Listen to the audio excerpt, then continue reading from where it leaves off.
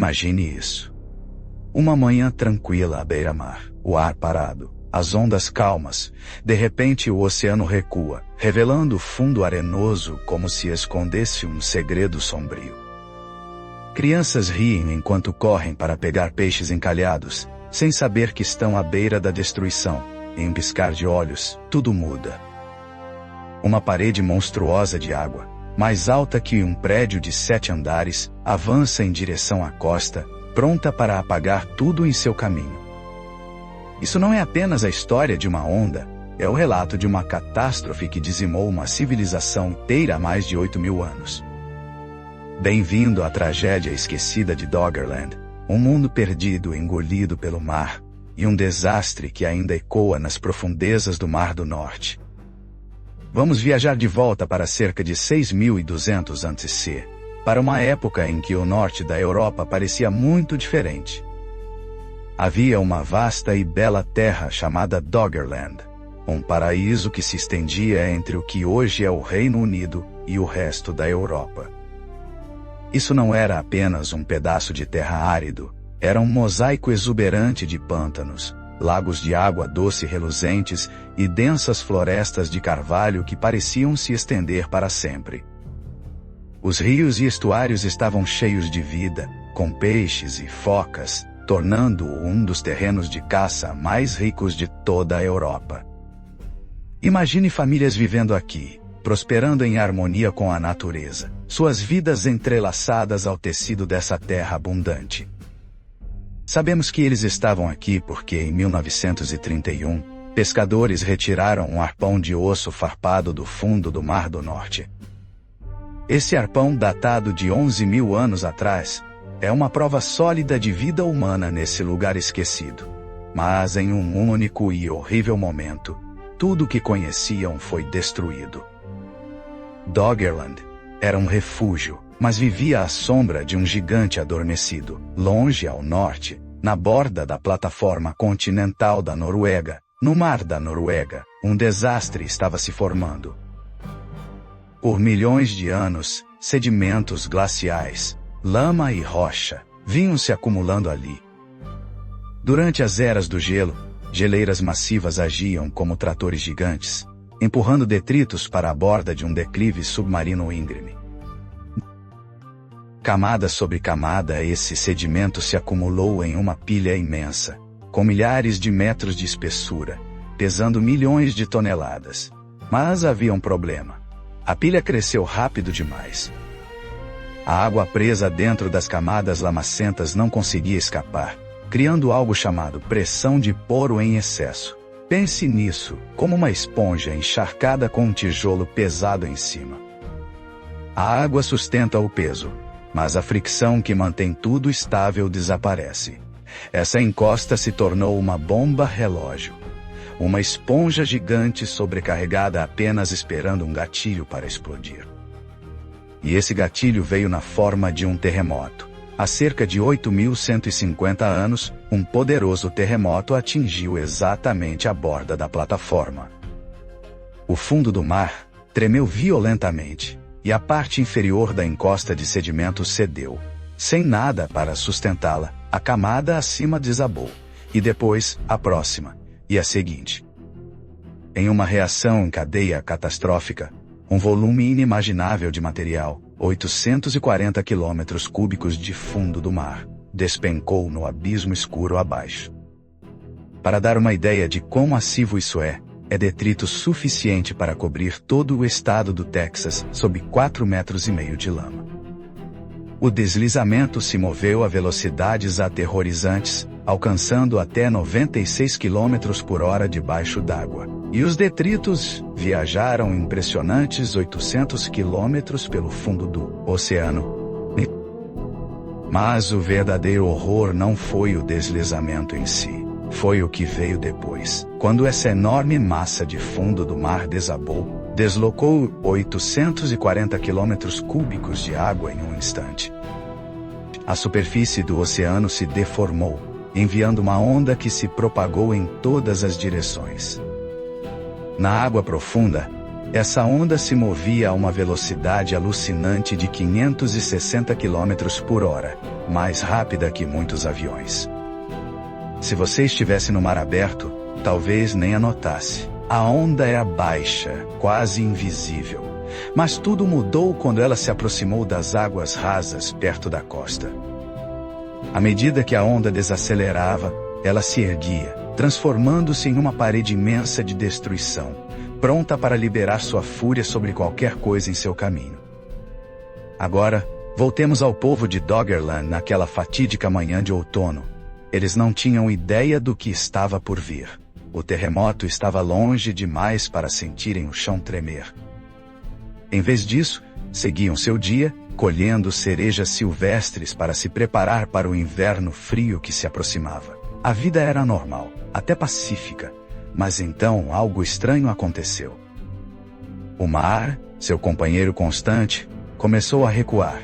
Ele se retirou por centenas de metros, expondo o fundo arenoso do oceano.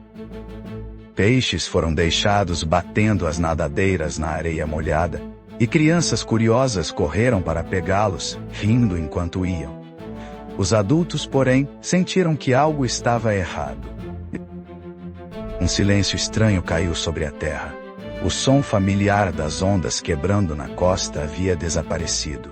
Então, ao longe, um rugido baixo, como um trovão, começou a ficar mais alto. Mas o céu acima estava limpo, sem tempestade, sem aviso. O que veio a seguir não foi uma onda suave ou uma maré crescente. Era uma parede de água branca e espumante, avançando contra eles a 64 km/h. Nas ilhas Shetland, mais próximas de onde ocorreu o deslizamento, a onda se elevou a mais de 20 metros de altura. Ela passou por cima de colinas e avançou milhas terra adentro, imparável em sua fúria. No leste da Escócia, o tsunami penetrou quase 29 quilômetros terra adentro, inundando tudo em seu caminho.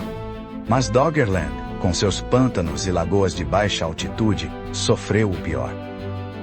Os pontos mais altos dessa terra mal estavam a 4,5 metros acima do nível do mar. As ondas não apenas passaram por Doggerland, elas a submergiram completamente. A água rugiu diretamente pelas ilhas, transformando lagos de água doce em salgada e matando a vegetação em um instante. Mesmo que alguém conseguisse sobreviver ao impacto inicial, ficava em uma terra sem vida e arruinada. O ecossistema que o sustentou por gerações colapsou em horas. A água não veio apenas uma vez. Após a primeira onda devastadora, ela recuou, arrastando corpos, casas e detritos de volta para o oceano com ela. Mas, 30 minutos depois, ela retornou, de novo e de novo, por horas a fio. O ciclo implacável de inundação e recuo não deixou chance de recuperação. Arqueólogos raramente encontram evidências diretas das vítimas, porque o poderoso refluxo das ondas apagou quase tudo. Mas há pistas, testemunhas silenciosas do desastre.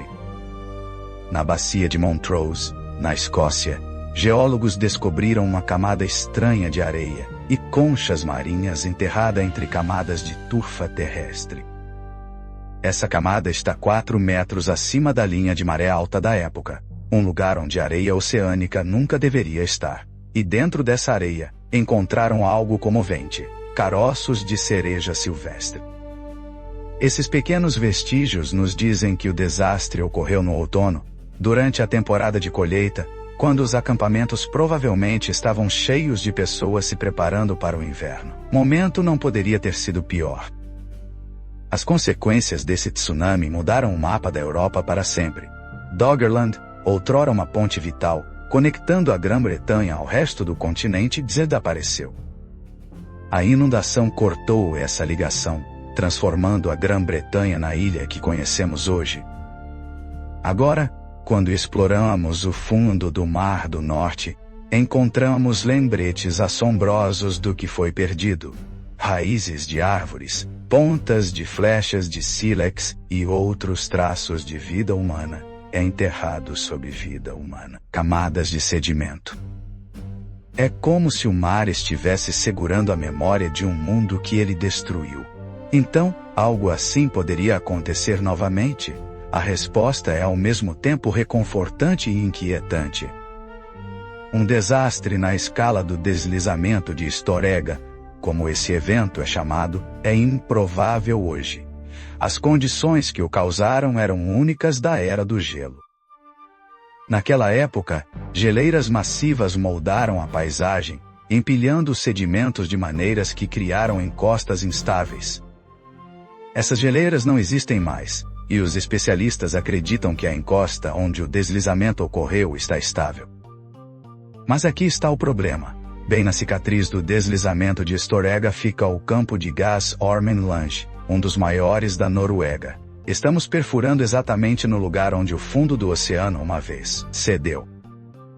O mar se lembra, e embora o risco seja baixo, é um lembrete de que o poder da natureza nunca é totalmente domado. Vamos tirar um momento para pensar sobre o povo de Doggerland. Eles não foram apenas vítimas de um desastre natural. Eram parte de uma cultura vibrante, vivendo em uma terra de abundância. A história deles não é apenas sobre perda, é sobre resiliência, sobre como os humanos sempre se adaptaram aos desafios lançados pelo mundo, mas também é um aviso. A natureza pode ser bela, acolhedora e provedora de vida, mas também pode ser implacável. O tsunami que apagou o Doggerland não foi causado por mãos humanas. Mas hoje, enquanto enfrentamos o aumento do nível do mar e mudanças climáticas, somos lembrados de que nossas ações podem influenciar o comportamento da natureza. A história de Doggerland não é apenas história, é uma lição. Imagine estar na costa hoje, olhando para o Mar do Norte. Sob essas ondas jaz um mundo perdido, um lugar onde crianças brincavam, onde famílias caçavam e coletavam, onde a vida prosperava até que o mar reivindicou tudo.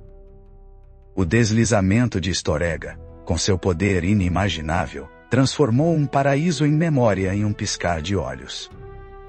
Ele deslocou água suficiente para criar ondas que remodelaram a terra, deixando para trás apenas fragmentos do que outrora foi.